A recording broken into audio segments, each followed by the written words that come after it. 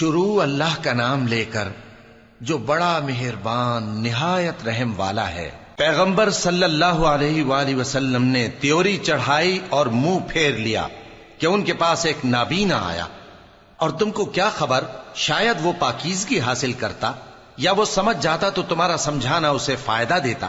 اب وہ جو پرواہ نہیں کرتا سو اس کی طرف تو تم توجہ کرتے ہو، حالانکہ اگر وہ نہ سنورے تو تم پر کچھ الزام نہیں۔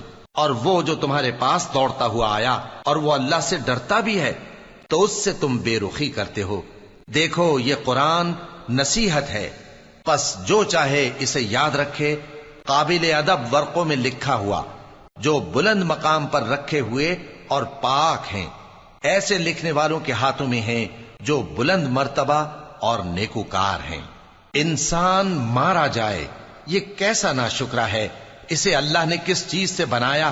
نطفے سے بنایا، پھر اس کا اندازہ مقرر کیا، پھر اس کے لیے رستہ آسان کر دیا، پھر اس کو موت دی سو اسے قبر میں پہنچایا، پھر وہ جب چاہے گا اسے اٹھا کھڑا کرے گا۔ کچھ شک نہیں کہ اللہ نے اسے جو حکم دیا اس نے اس پر عمل نہ کیا۔ تو انسان کو چاہیے کہ اپنے کھانے کی طرف نظر کرے۔ بے شک ہم ہی نے پانی برسایا، پھر ہم ہی نے زمین کو اچھی طرح پھاڑا، پھر ہم ہی نے اس میں اناج اگایا اور انگور اور ترکاری اور زیتون اور کھجوریں اور گھنے گھنے باغ اور میوے اور چارہ، یہ سب کچھ تمہارے اور تمہارے مویشیوں کے لیے بنایا۔ تو جب کانوں کو پھاڑنے والی آواز آئے گی اس دن آدمی اپنے بھائی سے دور بھاگے گا، اور اپنی ماں اور اپنے باپ سے اور اپنی بیوی اور اپنے بیٹوں سے بھی۔ ہر شخص اس روز ایک فکر میں ہوگا جو اسے سب سے بے نیاز کر دے گی۔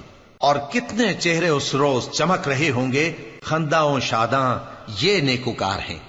اور اس روز کتنے چہرے ایسے ہوں گے جن پر گرد پڑ رہی ہوگی اور ان پر سیاہی چڑھ رہی ہوگی، یہی لوگ ہوں گے انکار کرنے والے بد کردار۔